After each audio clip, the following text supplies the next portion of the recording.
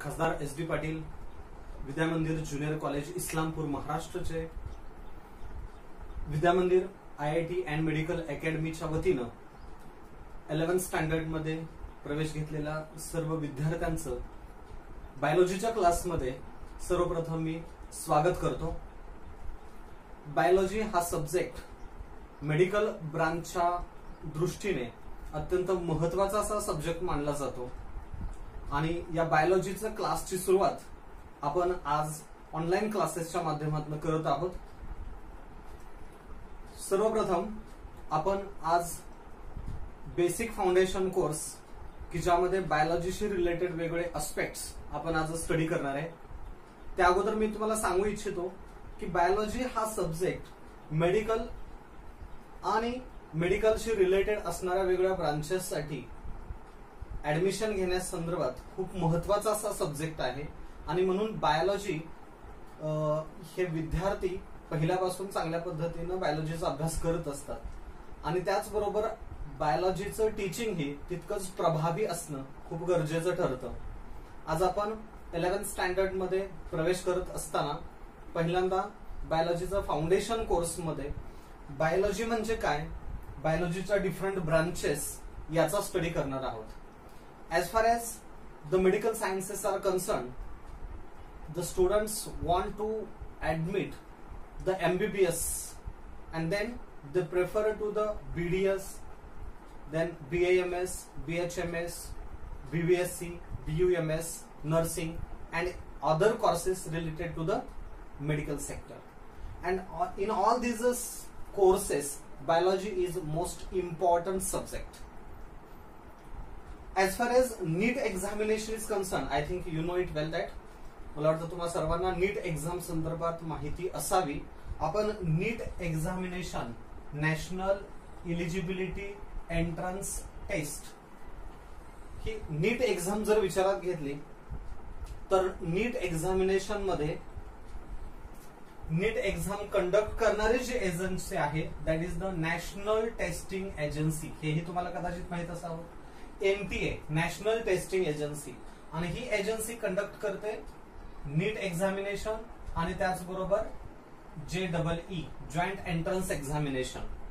यापैकी biology students they are familiar with NEET examination. NEET एक्झामचं बऱ्याच विद्यार्थ्यांना पालकांना त्याचा अवेअरनेस असतं, अवेअरनेस आहे। त्याचं क्वेश्चन पेपर फॉर्मॅट वगैरे तुम्हाला माहिती असेल, पण शॉर्ट मध्ये मी तुम्हाला बायोलॉजीच्या या पहिल्या लेक्चर मध्ये सांगेन की नीट एक्झामिनेशन मध्ये 3 सब्जेक्ट्स आहेत, त्यामध्ये फिजिक्स, केमिस्ट्री आणि बायोलॉजी। फिजिक्सचे एकूण 45 क्वेश्चन्स असतील, केमिस्ट्रीचे एकूण 45 क्वेश्चन्स असतील आणि बायोलॉजीचे बॉटनीचे 45 क्वेश्चन्स आणि झुलॉजीचे 45 क्वेश्चन्स असे टोटल 90 क्वेश्चन्स म्हणजे 180 क्वेश्चन्सची ही तुमची एक्झाम होणार आहे नीट नॅशनल इलिजिबिलिटी एंट्रन्स टेस्ट। या प्रत्येक सब्जेक्टसाठी टोटल एकूण एका क्वेश्चनला 4 मार्क्स असतात, म्हणजेच फिजिक्स हा 180 मार्क्सचा क्वेश्चन पेपर असेल, केमिस्ट्री हा 180 मार्क्सचा पेपर असेल आणि बायोलॉजी हा जवळपास 360 मार्क्सचा क्वेश्चन पेपर असेल। हे तिन्ही क्वेश्चन पेपर्स एकत्रित तुम्हाला एका दिवशी 3 तासामध्ये सॉल्व्ह करायचे असतात। याला जो टाइम आहे तो टाइम 3 आवर्सचा आहे, 3 आवर्स आणि या 3 आवर्स मध्ये टोटल 180 क्वेश्चन्स तुम्ही सॉल्व्ह करणार आहात फॉर 720 मार्क्स साठी। 720 मार्क्स असतील, 180 क्वेश्चन्स आहेत आणि यामध्ये जास्तीत जास्त वेटेज जर तुम्ही बघितला तर ते बायोलॉजीला आहे, म्हणजे 2 टाइम्स वेटेज, 0.5% टोटल नीटच्या 50% वेटेज हे बायोलॉजीला आहे। आपण जर बघितलं physics, chemistry these 2 subjects are comparatively tough. थोडंसं फिजिक्स केमिस्ट्री बऱ्याच विद्यार्थ्यांना अवघड जातं, म्हणण्यापेक्षा त्यातले कन्सेप्ट मॅथमॅटिकल बेस्ड असतात, त्यामुळे ज्याचं मॅथ्स चांगलं आहे, कॅल्क्युलेशन चांगलं आहे असे विद्यार्थी फिजिक्स केमिस्ट्री चांगल्या पद्धतीने सॉल्व्हही करतील। परंतु बायोलॉजी कंपॅरेटिव्हली इझी आहे या 2 सब्जेक्टच्या तुलनेत। आणि त्याचं वेटेज जास्त आहे. त्यामुळं तुमचं नीट मधील मेडिकलची जी सीट आहे नीट थ्रू जाणारी, ही मेडिकलची सीट फायनल करणारा, त्यामध्ये तुम्हाला स्कोअर करणारा, मेरिट लिस्ट मध्ये आणणारा महत्वाचा सब्जेक्ट ठरतो तो म्हणजे हा बायोलॉजी आहे. दुसरं एक महत्वाची गोष्ट मी तुम्हाला सांगेन की बायोलॉजी मध्ये जे पण काही चॅप्टर्स आहेत हे सगळे चॅप्टर थिअरी बेस्ड आहेत, थेरॉटिकल आहेत, कॉन्सेप्ट डिस्क्रिप्टिव्ह आहेत, अवघड नाहीत पण डिस्क्रिप्शन प्रचंड आहे. त्यामुळे ज्या विद्यार्थ्यांचं रिडिंग जास्त आहे, ज्या विद्यार्थ्यांचं मेमोराइज करण्याची, आठवणीत ठेवण्याची क्षमता जास्त आहे, असे विद्यार्थी या एक्झामला चांगल्या प्रकारे सामोरे जाऊ शकतात. ते बायोलॉजीचा अभ्यास चांगल्या पद्धतीने करून त्यांना जास्तीत जास्त मार्क्स मिळण्याचे चान्सेस आपल्याला इथं बायोलॉजीमध्ये सांगता येतील. बायोलॉजीचा अजून एक फायदा असा आहे, सपोज तुम्हाला 720 आउट ऑफ नीट एक्झामिनेशन मध्ये 600 मार्क्स मिळाले, आपण असं गृहीत धरू 600 मार्क्स मिळाले. 600 मार्क्स असणारे पूर्ण भारतामध्ये, टोटल इंडियामध्ये, ऑल इंडिया रँक मध्ये 600 मार्क्सचे सपोज 100 स्टुडंट असतील, 100 विद्यार्थी असतील, तर मग त्यांचं रँक कसं ठरलं जातं, त्यांना रँक कसं दिलं जाईल? सगळ्या 100 विद्यार्थ्यांना काय एकच रँक मिळणार नाही, त्यांची रँक कमी जास्त असते. असं का? तर जेव्हा तुमचा स्कोर सेम असतो, नीटचे मार्क्स सेम असतात, त्यावेळेस तुमचे बायोलॉजीचे सेकंडली मार्क्स बघितले जातात. त्यामध्ये नीट एक्झाम मध्ये तुम्हाला जास्तीत जास्त बायोलॉजीला किती मार्क्स आहेत त्यावरून तुमचं मेरिट हे डिफाईन होतं. आणि म्हणून मेरिटमध्ये सिमिलर मार्क्स असताना टॉप मेरिटमध्ये आपल्याला जर जायचं असेल, टॉप पोझिशनला जायचं असेल, तर तिथं बायोलॉजीचे मार्क्स हे इम्पॉर्टंट आहेत, बायोलॉजीचे मार्क्स गरजेचे आहेत. परंतु दुसऱ्या बाजूला मी सांगितलं की बायोलॉजी हे इझी आहे, यामध्ये कुठलंही मॅथमॅटिक्स नाही, कुठल्याही प्रकारचे फॉर्म्युले आठवणीत ठेवायचे नाहीत, कुठल्याही प्रकारचे कॅल्क्युलेशन्स नाहीत. But this subject is descriptive. परंतु दुसऱ्या बाजूला हा सब्जेक्ट कसा आहे? वास्ट आहे, डिस्क्रिप्टिव्ह आहे, अवघड अजिबात नाही, सिंपल आहे, डिस्क्रिप्टिव्ह आहे. आणि डिस्क्रिप्टिव्ह सब्जेक्ट साठी दररोज तुम्ही बायोलॉजीला 1 to 2 hours जर दिला, सुरुवातीला मी म्हणेन 1 hours, काही दिवसानंतर हळूहळू तुमचा स्टॅमिना इन्क्रीज होत जाईल, तसं 1 to 2 hours जर बायोलॉजीला तुम्ही स्टडीसाठी दिला तर 100% तुम्ही या एक्झाम मध्ये क्वालिफाय होऊ शकाल. आता प्रिपरेशन करत असताना टीचिंग मेथडॉलॉजी हे खूप महत्वाचं आहे. बायोलॉजीमध्ये बऱ्याचशा ट्रिक्स ह्या एकूण एक्झाम मध्ये टॉप येण्यासाठी गरजेच्या ठरतात. कारण मगाशी मी म्हटल्याप्रमाणे हा सब्जेक्ट कसा आहे? डिस्क्रिप्टिव्ह आहे. आणि डिस्क्रिप्टिव्ह सब्जेक्ट्स मध्ये आपल्याला मेमोराइज करायला लागतं, आठवणीत ठेवायला लागतं. आणि मेमोराइज करण्यासाठी कन्सेप्ट क्लिअर असायला पाहिजेत. पहिली गोष्ट, जो चॅप्टर आहे तो सगळ्याचे सगळे आपल्याला वेल अंडरस्टँड झाला पाहिजे. अंडरस्टँड झाला, समजला की तो लर्न केला गेला पाहिजे, त्याचं थोडं प्रिपरेशन केलं गेलं पाहिजे. आणि प्रिपरेशन करत असताना त्यातले जे कन्सेप्ट आपल्याला लक्षात ठेवायचे आहेत, बऱ्याचदा प्लांट्सचे नेम्स आहेत, अॅनिमल्सचे नेम्स आहेत, काही इम्पॉर्टंट टर्म्स असतात, ह्या टर्म्स आपल्याला लक्षात ठेवायला लागतात, आठवणीत ठेवायला लागतात. आणि यासाठी मग ट्रिक युज करायला लागतात. बायोलॉजीमध्ये जेवढ्या ट्रिक्स तुम्हाला माहित असतील, जेवढ्या ट्रिक तुम्ही फॉर्म कराल, तेवढं बायोलॉजी तुम्हाला इझी जाईल. आपण बायोलॉजी टीचिंग करत असताना मी तुम्हाला ह्या अशा सगळ्या ट्रिक्स प्रत्येक पहिल्या चॅप्टर पासून 38 चॅप्टर पर्यंत, म्हणजे 11-12 2 वर्षांचा 2 इयर्सचा जर आपण चॅप्टर्स बघितले तर टोटल 38 चॅप्टर आहेत according to the NCERT syllabus. आणि ह्या चॅप्टर्स मध्ये एंटायर बॉटनी असेल, एंटायर झूलॉजी असेल, मायक्रोबायोलॉजीचे कन्सेप्ट असतील, बायोटेक्नॉलॉजी असेल, एन्व्हायरमेंटल बायोलॉजी असेल, जेनेटिक्स असेल, या सगळ्यांमध्ये जेवढ्या ट्रिक्स होतात, जेवढ्या पण चार्ट्स होतील, जेवढे मायक्रोनोट्स होतील, जेवढे डायग्राम बेस्ड क्वेश्चन्स होतील, हे सगळे आपण सिस्टमिकली डिस्कस करणार आहोत. तर पहिल्या या लेक्चरमध्ये मी तुम्हाला हे सांगू इच्छितो की biology it is one of the easy subject, but it should have the well planned teaching, well planned study and it's execution and question solving methodology. आपली प्रश्नपत्रिका सोडवण्याचे सराव जेवढा जास्त असेल, क्वेश्चन पेपर आणि क्वेश्चन डीपीपीज म्हणून आपण, ह्या डीपीपी सॉल्व्ह करण्यासाठी तुम्ही जेवढं जास्त एफर्ट्स घ्याल तेवढं तुम्हाला बायोलॉजीमध्ये जास्त मार्क्स मिळतील. मी सांगितल्याप्रमाणे बायोलॉजी हा इझी आहे. यामध्ये कुठलंही मॅथमॅटिकल न्यूमरिकल्स नाहीत, सॉल्व्ह करायचे नाहीत, फॉर्म्युलीज नाहीत, कॅल्क्युलेशनचा पार्ट नाही. फक्त सब्जेक्ट हा डिस्क्रिप्टिव्ह आहे. थोडं प्रिपरेशन व्हायला पाहिजे, अंडरस्टँड कन्सेप्ट व्हायला पाहिजे आणि मेमोराइज करण्यासाठी चार्ट्स यूज करा. मेमरी चार्ट असतील, फ्लो चार्ट असतील किंवा त्याचबरोबर ट्रिक्स यूज करणं, ह्या थिंग्स आपल्याला इथं बायोलॉजीमध्ये इम्पॉर्टंट ठरतात. Okay, so let us start with the biology. We are going to study firstly the basics of biology. Before starting with this basics of biology, first I would like to introduce me. माझ्या या बायोलॉजीच्या lecture मध्ये माझी ओळख करून दिली नाही मी. आता मी माझी स्वतःची पहिल्यांदा ओळख करून देतो. Myself Sachin N Pawar. Myself Sachin N Pawar. तुम्ही मला सचिन सर असंही म्हणू शकाल. सचिन सर. माझं क्वालिफिकेशन आहे MSc BEd. एक्सपिरियन्स माझा जो आहे तो 15 वर्षांचा एक्सपिरियन्स आहे in biology teaching for NEET and for biology. Recently I am working in Vidya Mandir IIT and Medical Academy, Islampur, Maharashtra. And now in front of you I am going to teach you some basic concepts regarding the biology. Okay,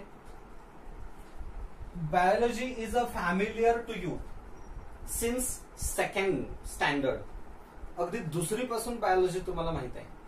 अगदी दुसरीच्या वर्गामध्ये सुद्धा परिसर अभ्यास म्हणजेच environmental science, या environmental science मध्ये बायोलॉजीचा syllabus include केलाय आणि तिथून बायोलॉजीशी रिलेटेड तुम्ही आहात. Biology, this word is given by two Latin words, that is bios and logos. अजून एक महत्वाची गोष्ट मगाशी सांगायची राहिली तुम्हाला की बायोलॉजी या सब्जेक्ट मध्ये थोडेसे वर्ड्स डिफिकल्ट आहेत. प्रोनाउन्सिएशन थोडंसं अवघड असतं. काहीसे वर्ड्स खूप लांब आहेत. फॉर एक्झाम्पल अस्केलमेंथिस, निमॅथेलमेंथिस, मायक्रोक्रिप्टोगॅम्स, असे बरेचसे वर्ड्स जे आहेत ते थोडेसे डिफिकल्ट आहेत, अवघड आहेत, प्रोनाऊन्स करायला अवघड जातात. त्यामुळे बरेच विद्यार्थी बायोलॉजीला घाबरतात. आठवणी ठेवायला लागतं, लक्षात ठेवायला लागतं, खूप वाचायला लागतं. पण हळूहळू आपल्याला जसं सराव होत जाईल तसं ते नंतर इझी होतं. आणि इतकं इझी होतं की मॅथ्स सोडवण्याऐवजी बायोलॉजी सोपं असंही वाटायला लागतं बऱ्याच विद्यार्थ्यांना. बायोलॉजीचे हे वर्ड्स का कॉम्प्लिकेटेड आहेत, बायोलॉजी का डिफिकल्ट वर्ड्स आहेत? Because most of the words in biology comes from Greek and Latin languages. बरेचसे शब्द जे आहेत बायोलॉजीचे ते लॅटिन आणि ग्रीक भाषेतून आलेले असल्यामुळे बायोलॉजीचे वर्ड्स थोडेसे प्रोनाऊन्स करायला कॉम्प्लिकेटेड आहेत. जसं आपण हळू स्टडी करत जातो तसं ते आपल्याला इझी होत जाईल. Okay, so this word biology is given by the two Latin words, that is the bios and logos. Bios means the living and logos means the study. So the study of living organisms is known as biology. Or we can define biology as the branch of biology, the branch of science which deals with the study of living organisms. The branch of science which deals with the study of living organisms is known as biology. Biology मध्ये आपण living ऑर्गॅनिझम्सचा study करतो, सजीवांचा अभ्यास करतो. मग living organisms कोणते? The living organisms are animals, plants and micro organisms. The living organisms are animals, plants and microorganisms, and hence the study of plants, animals and microorganisms is the biology. As far as NCERT reference is concerned, according to NCERT book, biology can be defined as the study of life forms and the living processes. Means biology not studies the animals, plants and microbes, but also the biology studies the life processes or living processes. NCERT द्वारे दिलेले definition काय आहे? Biology can be defined as the study of life forms.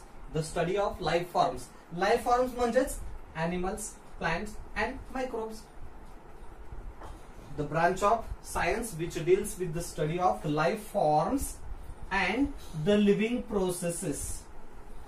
Study of animals, plants and microbes along with the study of life processes, living processes is known as biology. म्हणजेच आपण biology मध्ये animals, plants आणि micro organisms यांचा तर study करतो, पण त्याबरोबरच biology मध्ये लाईफ प्रोसेसेस किंवा लिव्हिंग प्रोसेसेस यांचाही स्टडी आपण करतो. 10th स्टँडर्ड मध्ये तुम्ही लाईफ प्रोसेसेस स्टडी केलेले आहात, जसे की मायटोकॉन्ड्रियामध्ये रिस्पिरेशन होतं, respiration, then photosynthesis, digestion, circulation of the blood, excretion, reproduction. All these are the various types of the life processes. In plants, transpiration process. Plants absorb water from the soil and transport up to the aerial plant parts. So this is absorption of water and minerals and transportation to the aerial plant parts. It is also the life process. So study of all such a life processes, living processes, and the study of animals, plants and microbes togetherly said to be biology. मला वाटतं तुम्हाला बायोलॉजीचं meaning आता लक्षात आलेलं असेल. Biology can be defined as the study of life forms and living processes, or the study of living organisms is known as biology.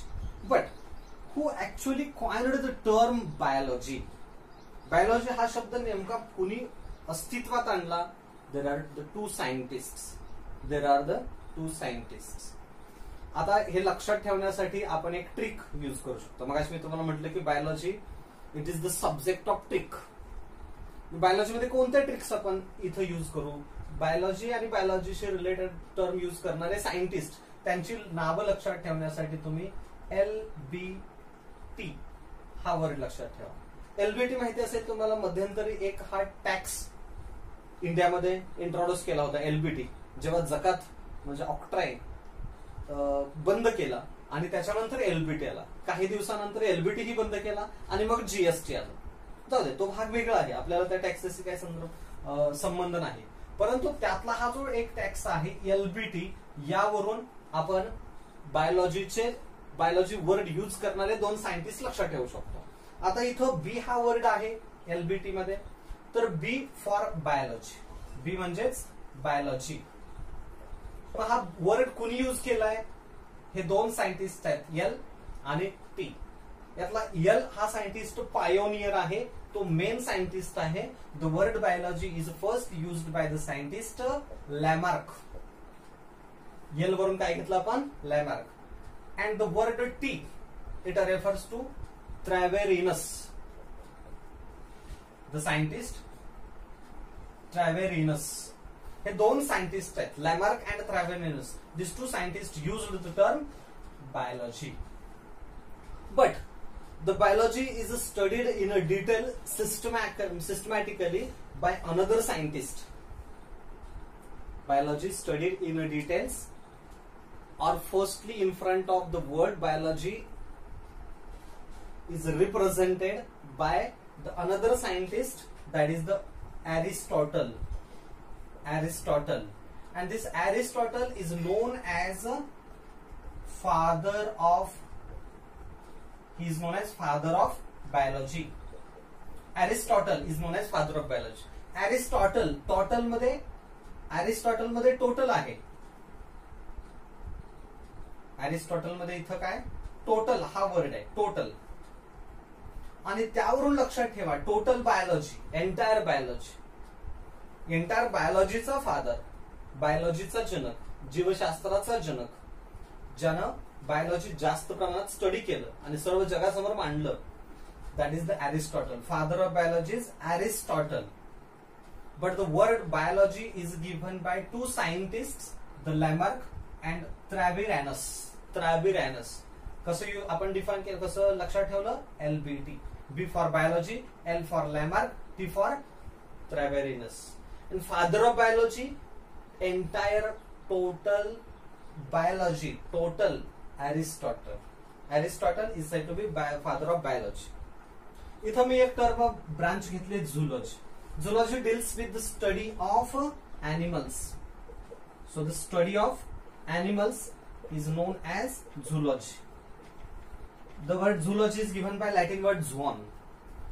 Latin word zoon. आणि या zoon पासून आपण zoology हा वर्ड घेतलाय. Zoon means animals. So the study of animals is known as zoology. And the father of zoology is also the Aristotle. So Aristotle is the father of biology as well as he is the father of zoology. Zoology आणि biology total Aristotle हा या दोघांचाही father आहे, biology आणि zoology. इथं अजून एक branch मी दिलेली आहे, botany. This word botany is given bye a Latin word botany. इथं बोलताना थोडं नाकातून बोलायचं, botany. Botany. Botany. So botany means the plants. Botany means the plants. Botany means the plants. So the study of plants. Study of plants is said to be botany. What is biology? The branch of science which deals with the study of living organisms is known as biology, or the branch of science which deals with the study of life forms and living processes is called as biology. The term biology is given by two scientists, the Lamarck and Traverinus, but the scientist Aristotle is known as father of biology.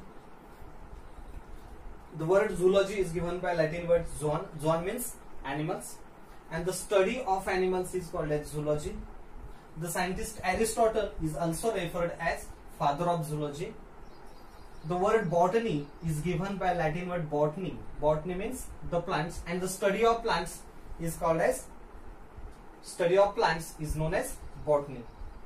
The scientist Theophrastus.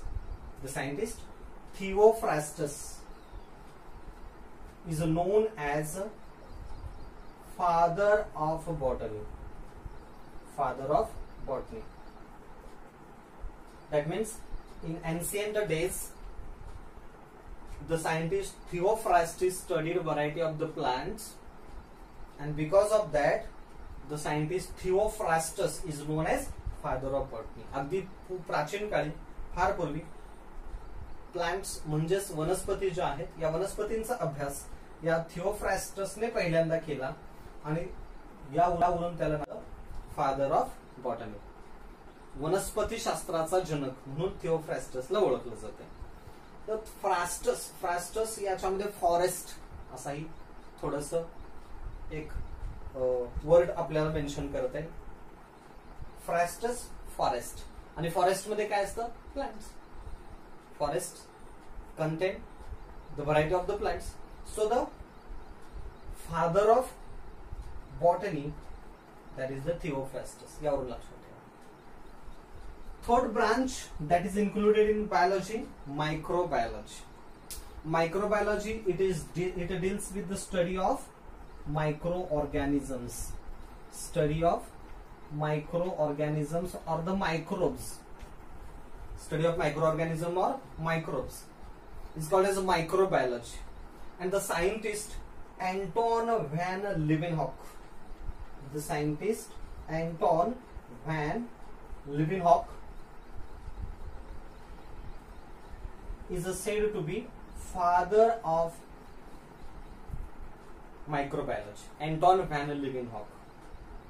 Actually, Anton van Leeuwenhoek, he was not the scientist, but he was the cloth merchant, and he has a hobby to collect the different lenses.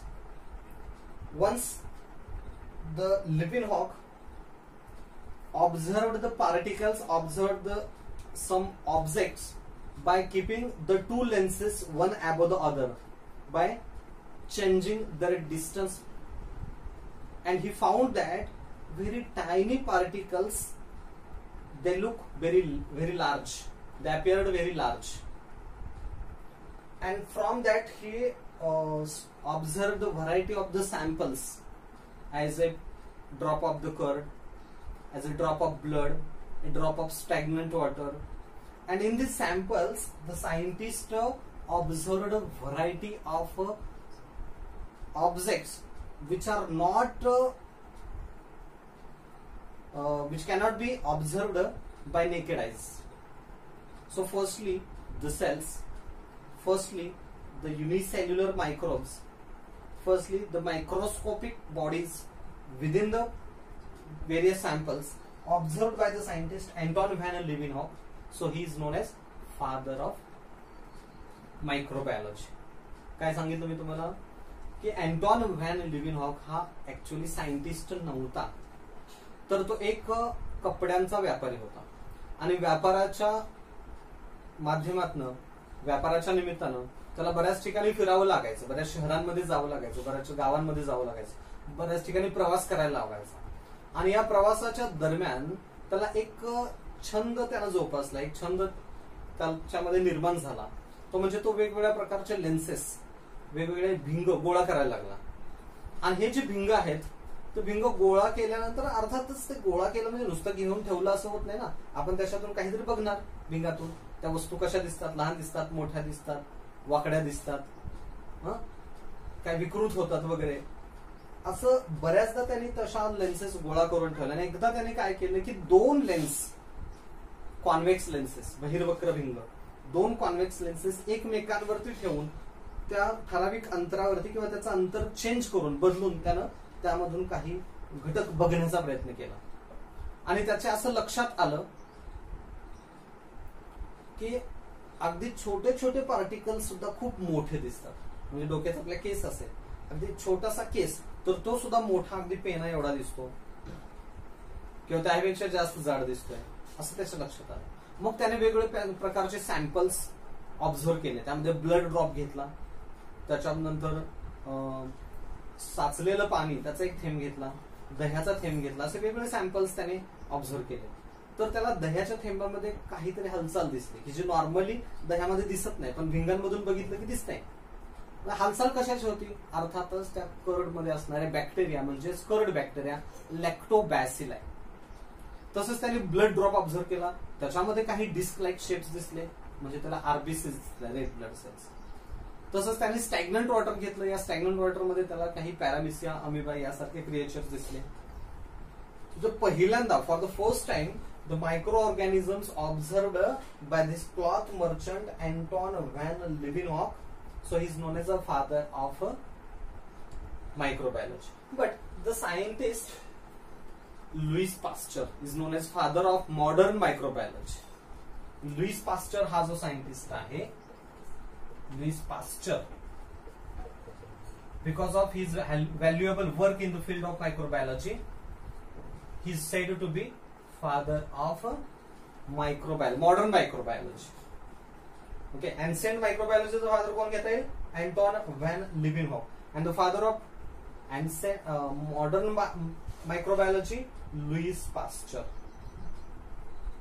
Okay, so these are the main 3 branches of biology, as botany, microbiology and zoology. Okay, next branch of the biology, that is morphology. The word morphology is given by Latin word morphos. Word morphology is given by a Latin word morphos, and morphos means external form or the external structure. External form or the external structure. So the external study of external structure of the living organisms is called as morphology. आपण morphology definition कशी देऊ? The study of external structure of the living organisms is known as morphology. कोणत्याही organisms मध्ये त्याचं external structure study करणं म्हणजे morphology. This word morphology is given by Latin word morphos. Morphos म्हणजे external form or the external structure. बाहेरून एखादा organism कसा दिसतो त्याचं बाह्य वर्णन करणं, बाहेरील वर्णन करणं, that will be the morphology. If you take an example of an angiospermic plant, आपण एखादा एंजियोस्पर्मिक प्लांट घेतलं, that plant consist of the roots or the root system which is underground. So how the roots are, whether roots are tap roots or adventitious roots or fibrous roots,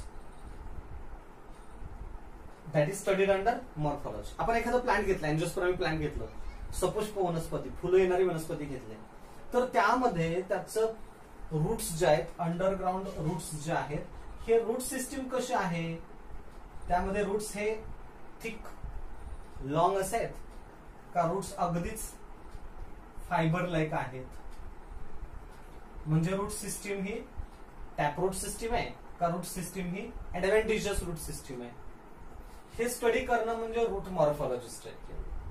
मग त्याचं stem जे आहे, हे stem erect सरळ उभं वाढणार आहे का ते stem it grow horizontally along the ground, ते वेलीप्रमाणे जमिनीवरती वाढणार असं पसरणारं स्टेम आहे. ओके, स्टेम इरेक्ट असेल, सरळ उभं वाढणार असेल, तर ते ब्रांचड आहे की मग ते अनब्रांचड आहे. या प्लांट मध्ये आपण अनब्रांचड स्टेम दाखवलं, इथं कसं ब्रांचड स्टेम दाखवलंय. ओके, मग ब्रांचेस आहेत तर त्याला लीव्स हे स्मूथ वॉर्ड लीव्स आहेत, स्मूथ मार्जिन असणारे लीव्स आहेत का त्याला सिरेटेड मार्जिन्स असणारे लीव्स आहेत, किंवा लीव्स हे एक्सपांडेड पसरट आहेत का लीव्स नॅरो ब्लेड लाईक आहेत. हे कसे लीव्स नॅरो ब्लेड लाईक आहेत. तुम्ही जर मका बघितलं, मेज, व्हीट, राईस, ज्वार, बाजरा, ज्वारी, बाजरी, गहू, मका वगैरे, तर यामध्ये आपल्याला हे लीव्स असे दिसतात. तुम्ही जर जास्वंदीचं पान बघितला तर ते तुम्हाला असं दिसेल, परंतु त्याला खाच असतात साईडला. काही प्लांट्स असतात, जांभळीचं जर पान बघितलं तर त्याला खाच नसतात. ओके, म्हणजे एकूणच काय, तर या प्लांटमध्ये, एंजियोस्पर्मिक प्लांटमध्ये रूट, स्टेम, लीव्स, त्याचे flowers, root, stem, leaves, flowers, fruits, याचा सगळ्यांचा स्टडी करणारी जी ब्रांच असते, that branch is said to be morphology. एखादा एनिमल घेतला, फॉर सपोज ए फिश, तर मग या फिश मध्ये त्याची बॉडी कशी आहे, एलॉंगेटेड, स्ट्रीम लाइनड, लांब असा हा फिश आहे, एलॉंगेटेड स्ट्रीम लाइनड बॉडी.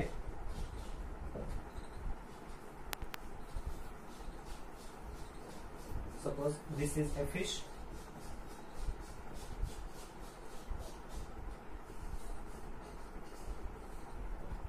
हा फिश असेल. Body of the fish is divided into 3 parts. या फिश मध्ये बॉडीचे 3 पार्ट्स आहेत. There is a head with eye, mouth,